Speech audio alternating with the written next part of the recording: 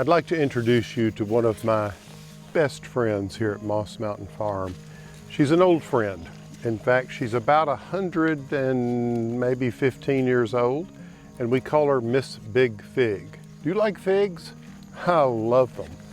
And I just want to tell you that I was nervous about moving her. She used to be up on the hill, planted a long time ago. You know, this farm goes back to 1840.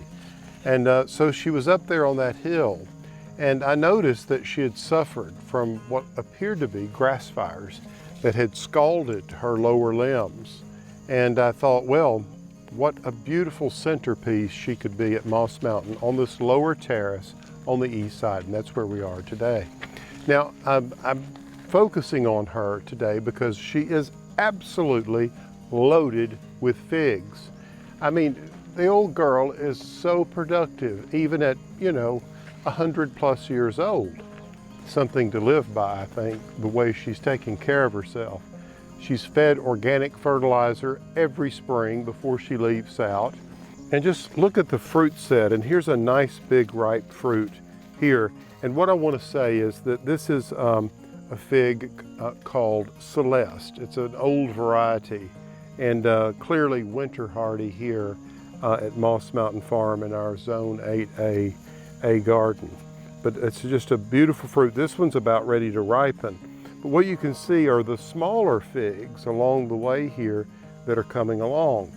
Now, it's important to me to garden organically for a lot of reasons, and I could go on and on about it, and you know I do.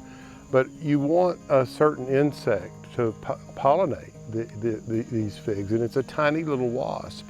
And so the idea is to create an environment where you have these creatures that work symbiotically with all the plants and the things that we enjoy, and that's why establishing a very healthy ecosystem, I think, is so important. And this is a very delicious reason for it. Now, one of the big questions I always get from you all is, well, how do you protect from the birds? Because there's always birds or something, or deer or whatever, trying to nibble on what you've grown.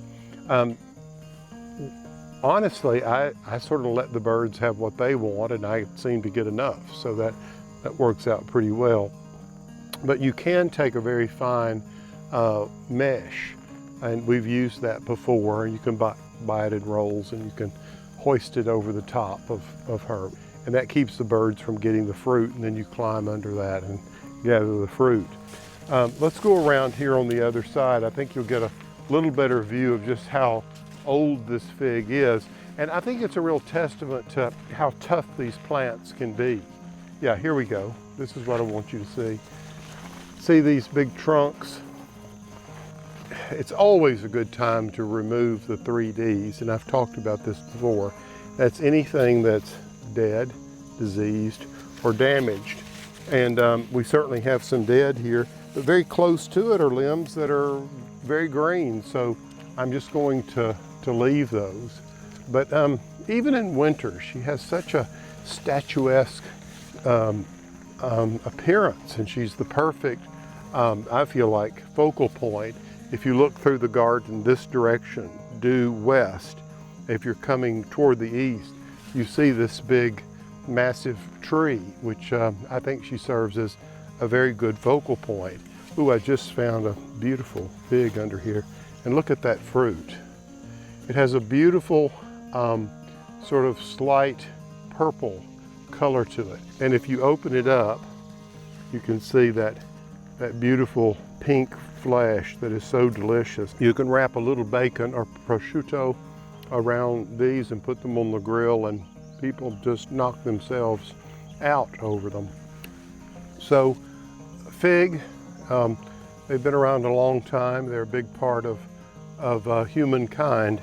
In fact, one might say it was the fig leaf was the first form of clothing for humans, so it's said.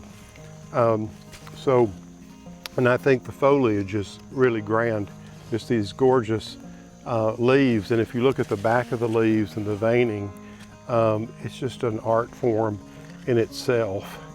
I feel so fortunate to have had the chance to rescue this fig. I mean, she was up on the hill. It was a much more imperious place to try to survive. And when we moved her down here, we created this big basin of rich soil and added a thick layer of manure and placed her right in it, and she's thrived in that new place. So never underestimate the power of manure. It certainly has helped her. And now she's one of my favorite plants here at the farm, and certainly one of the most productive. If you have a chance, grow a fig. You'll be glad you did.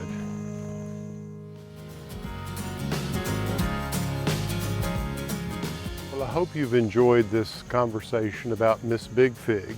She represents man's first form of clothing.